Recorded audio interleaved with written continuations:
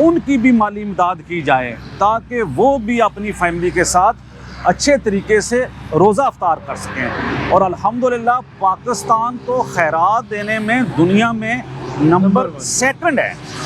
मैं पढ़ रहा था, पहले नंबर पे कनाडा है और दूसरे नंबर पे खैरात देने वाला, सदका देने वाला, लोगों की मदद करने वाला 2 इन द वर्ल्ड, यानी कि एशिया में नंबर 1 पे है।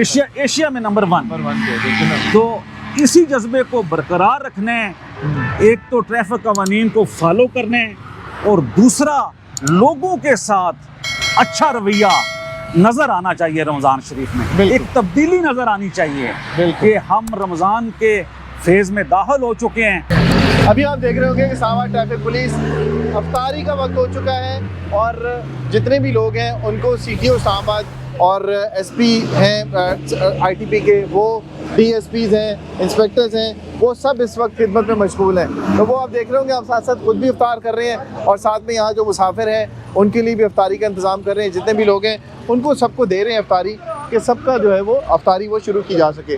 जो लोग सफ़र में हैं उनके लिए इंतज़ाम कर रहे हैं ताकि इनकी इफ्तार जो है वो आसान हो सके।